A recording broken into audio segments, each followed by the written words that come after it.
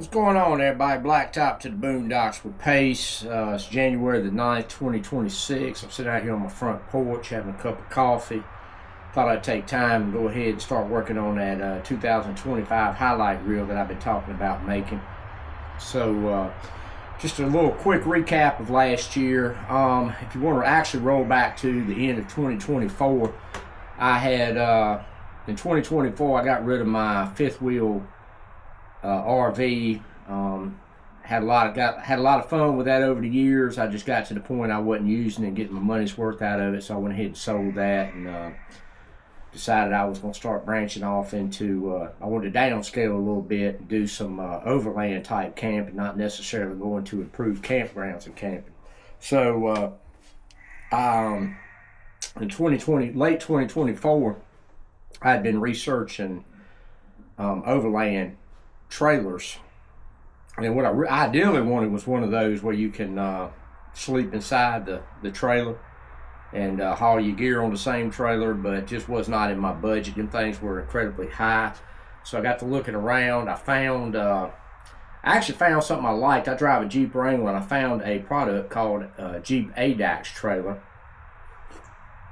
and got to looking at those. What I found out was it was not a lot of videos on YouTube talking about them. I only found like 2 or 3 videos, and they came from the company themselves.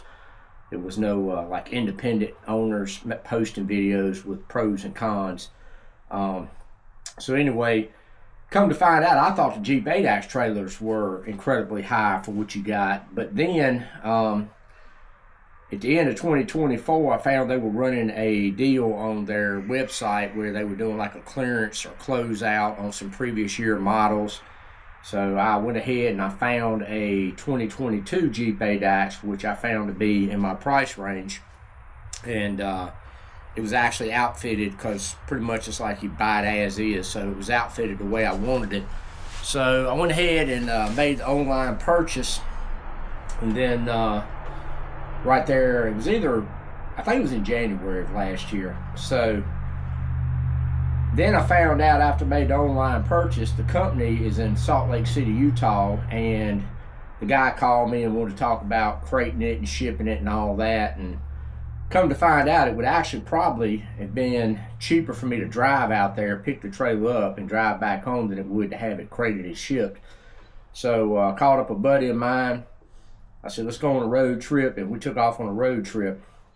So we shot out to Salt Lake City in February of last year, which was actually the week of Valentine's. We left Monday before Valentine's, and Valentine's was on Friday. The reason I know that is because that was my benchmark to get home. So we left my driveway right here at 10 a.m. on the Monday before Valentine's.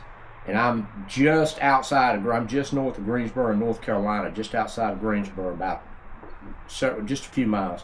So anyway, we left my driveway in Greensboro, North Carolina at 10 o'clock on Monday morning, and we pretty much drove. I mean, it was no stopping and messing around going out there. We shot straight out there, took turns driving, took turns sleeping. We actually got from my driveway to Salt Lake City. We were in Salt Lake City the next evening, Tuesday at 6 o'clock p.m., checking into a hotel. So anyway, because we had to pick the trailer up Wednesday morning, so we were on a time schedule. So we did that, got up Wednesday morning, picked up the trailer. We had to go find a connector for the lights at the auto parts store, found that, and then headed on back home.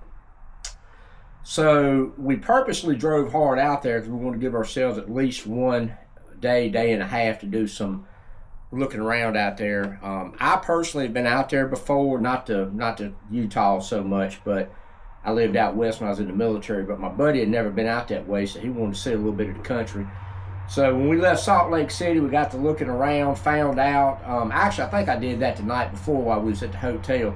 I got to looking and found out we was not going to be that far from Moab, Utah, about an hour's drive out of the way off of I-70. So we left Salt Lake City, Utah, and we were in Moab pretty much about maybe 1:30, 2 o'clock that afternoon. It was about an hour and a half from Salt Lake City, maybe 2 at the most. So we got down to Moab. We rode that afternoon. We did the Potash Schaefer Trail. We did not camp in the tent, the new trailer with the rooftop tent. We didn't camp in that because we just wasn't prepared for that. It was really cold. We were more or less just picking that trailer up. We hadn't carried anything to outfit it or anything. So we did pull the trailer through the Potash Schaefer Trail. We just did not camp while we were there. But we rode to Potash Schaefer. We stayed at a hotel there in Moab that evening. Then got up the next day and was going to head home. My plan was just to jump in the Jeep and start on off, but my buddy said, hey, before we head off, let's go check out this Canyonlands, which is right outside the town of Moab, the main gate. So we did that. I'm really glad he suggested that because that was really enjoyable too. That's the park where they got the arch rocks and stuff, where you see a lot of people doing the arches, and I think years ago they used to actually swing on them and stuff. I think they knocked that off, if I read something out there correctly. But so we left Moab, I want to say maybe around 12 o'clock noon that day. It started back home, and then coming back home was pretty much the same thing. It was just a hard drive while one of us slept and took turns driving. So we actually made the benchmark. We got back home Friday night by about 6 or 7 o'clock on Valentine's, and my buddy had to be back the next day anyway because he had some somebody sitting with his dogs, and he had to have them be back by, I think, Saturday morning. So we made our trip out there, made our trip back, but it was a long, hard trip. I really enjoyed a lot of that country out there. What I really want to do is make another trip out there and give myself several days, maybe up to 3 or 4 or 5 days, to really enjoy the land and not be in such a hurry to come on back. A lot of Bureau of Land Management stuff out there I'd like to take advantage of, so that's definitely on my bucket list for the future. And let me say this about the national parks. I learned this. Look, I'm a veteran. I did not know this. My buddy, who has never been in the military, actually told me this, and we did this about a week before I shot off to... He called me, and I did this about a week before we shot off to Salt Lake City. But he called me, and he said, go over to the Guilford Courthouse Battlefield National Park right here in Greensboro. And he said, get you a America the Beautiful pass for being a veteran, and you can get into all the national parks free. And I did that. I went over and got that pass. It didn't take me 30 minutes to get over and get back. It was really easy. I'm glad I got it, because when I got out there, I found out, if I remember correctly, I think it was like $30 a person just to go into the Arches National Campground or National Park. So just that pass alone saved me and my buddy $30 a piece to go into Arches. Because if I remember correctly, I think the pass is good for you and 3 other visitors in your car. So that was definitely worthwhile. So if you're a veteran and don't have that America the Beautiful pass, I would definitely take advantage of it. So got back home. Of course, like I said, it was February. Around this part of the country, unless you're equipped for cold weather camping, it was just a little too early to look into doing something, and I really hadn't got that prepared for cold weather. So I went ahead, but I started making plans. So a friend of mine, another friend of mine, not the same one that went to Moab, but another friend of mine, he and I, we go on an annual trout fishing trip right here in North Carolina down to Cherokee to the Indian Reservation. They have a great trout fishing program. We usually try to go down there for like a long weekend, Thursday, Friday, Saturday, Sunday, sometime in the spring, usually around April.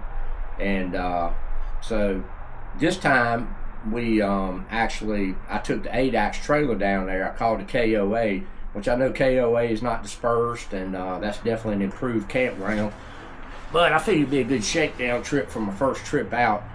So I pulled my Addax down. I actually got me, I tried to get a tent site, but the KOA couldn't quite understand what my setup was, so they wanted me to set up in a small RV site, so I did. Cement pad and everything. So we went down. I pulled the Addax down, set everything up, had a really great time. One thing I did learn about that Addax and rooftop tent right off the bat, we got there on Thursday and Friday night, just torrential downpours of rain. I mean, hard rain. Not one drop of water came into that tent, so I was really impressed with the quality of that tent, and no leaking whatsoever. And that was a bush-veiled Four Seasons tent that I have on my Addax. So if you're curious, that's what the tent was. and that's going to come up again in just a few minutes. So come on back, and then my next trip was I live about maybe an hour and a half from Uwharrie National Forest here in North Carolina. I wanted to go down there and camp for about 3 or 4 days the following month. I think it was May. But the problem was the week that I had to go camping, it was just really nasty, rainy weather here at the house, and I mean it was just horrible weather.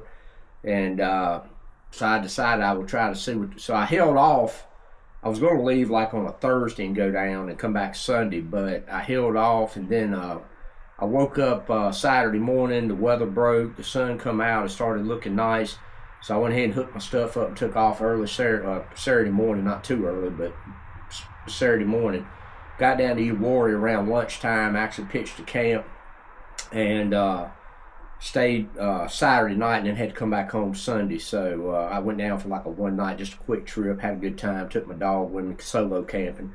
And anyway, there is a spot down there. Uwharrie don't really have, I don't think, numbers on the camp spots. It's just kind of roadside dispersed camping. So I found me a spot. I knew I'd been down there and kind of scoped out some stuff before, and I kind of knew where I wanted to camp if it was available. I got there, the spot was available, so I jumped on it, and then it's kind of my go-to spot. I actually camped there twice this past summer. So then I come on back home. Like I said, that was just a real quick trip down and back one day. Didn't have time to really do anything other than set up camp, just sit around and enjoy the fire and cook a little dinner, and then get up the next morning and come back home. Then the following month, I went up to, I want to say that was June. I went up to the Green Ridge State Forest in Maryland. Now, I'm going to be honest with you, probably up until about 2 or 3 weeks before I went there, I never even heard of the place. I probably had no ambitions early on in the year to even go there. I would have never thought Maryland would have been somewhere on my bucket list to go camping. Maryland just don't sound like an outdoor type place to me. But I found a video on YouTube from Brian at Overlanding Calling, and if you watch his channel, I'm sure you know the video I'm talking about. And I got to looking at it, and I got to researching a little bit, and I said, you know, I might try that. That's not too terribly far from home. It'd be about a 4 or 5 hour drive. It actually took me 5 hours and 15 minutes, but I took my time and stopped and checked out a couple of things along the way. So I went up to Green Ridge State Forest. I really enjoyed that trip. Got up there. I didn't really know what kind of, the campsites are spread out, and you got to reserve them in advance. I was kind of going in blind. I got some advice from people at the office that made some recommendations based on what my setup was. The site they recommended was actually available, so I jumped on. They gave me 3 sites, but I jumped on the first one they gave me because it was available. And I was really impressed. It was a nice site. It was a pull-through site. It was a huge site. It was right off of the State Forest Road, maybe 75 yards from the road itself. But ironically, I got there Thursday afternoon about 2 o'clock, and I set up camp. Now I'm not gonna say I stayed at the campsite the entire time. I was in and out, riding around, checking stuff out. But I did not see the first car until Saturday morning about 10 o'clock. And then right after that, it was a second car come through, which was the some kind of conservation or game warden or something. And they came through, and then after that, I did not see any more cars. So the whole weekend I was there, I only seen 2 vehicles. And they were pretty much back to back, one and then one behind them about 2 or 3 minutes later. So there's a lot of Forest Service type roads up there to explore. Not a lot of off-road OHV type trails, just mostly forest road driving. So I seen a lot of Subarus, and I even seen a Tesla out there riding around. So I mean, ground clearance wasn't that big of an issue. There's a couple of spots where you might want to have a off-road high-rise vehicle, but for the most part, if you just got a everyday vehicle, you can drive those roads. I will say the bug activity was high, but I was prepared for bugs, and it was probably that time of year, the humidity and everything. Now, one thing about Green Ridge State Forest, if you stay there and you want to be away from everybody, you don't want somebody right on top of you, all the campsites pretty much are spread out. I think the the two spots, the spot below me and the spot above me, were probably at least a quarter mile away from me each direction. So they're really spread out, except for down at Bond's Landing, where the boat landing is at the Potomac River. Those campsites down there are on top of each other. So if you're looking for complete seclusion, Bond's Landing is probably not the place you want to go camp. That's just a heads up in case you're thinking about going there and want seclusion. So come on back home. I actually left there Saturday night. I was going to stay till Sunday morning, but I seen it was going to be a bad storm rolling in that night. So about 4 o'clock Saturday afternoon, I started packing up, pulled out about 6. And just about the time I hit the road, the storm hit. So I'm glad I left, because it stormed all the way back home. And the next morning, I'd have been packing up a bunch of wet stuff. So that was the main reason I left early. Came back home. About a month later, I went up to the New River Gorge National Park up in West Virginia. I did some research. I stayed at a place called Army Camp.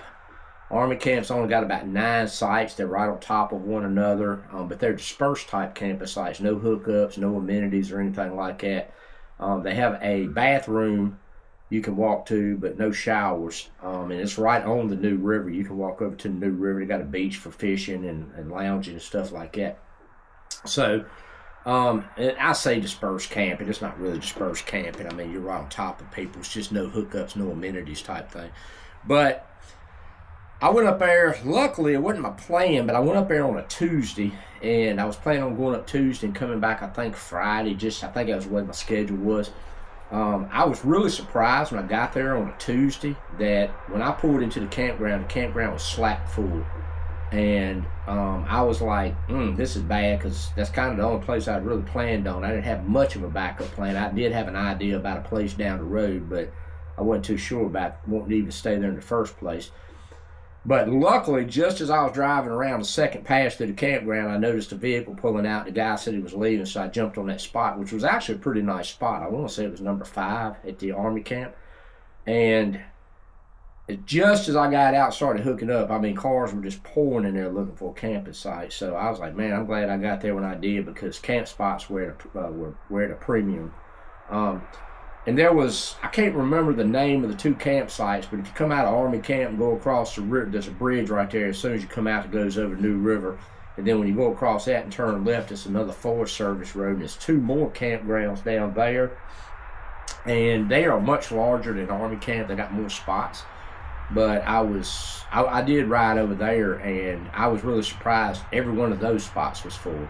So like I say, camp spots was at a premium that week, and that was on a Tuesday through a Friday, so I was really surprised. I would have thought more people wouldn't have been there. They'd have been at work or somewhere else during the week.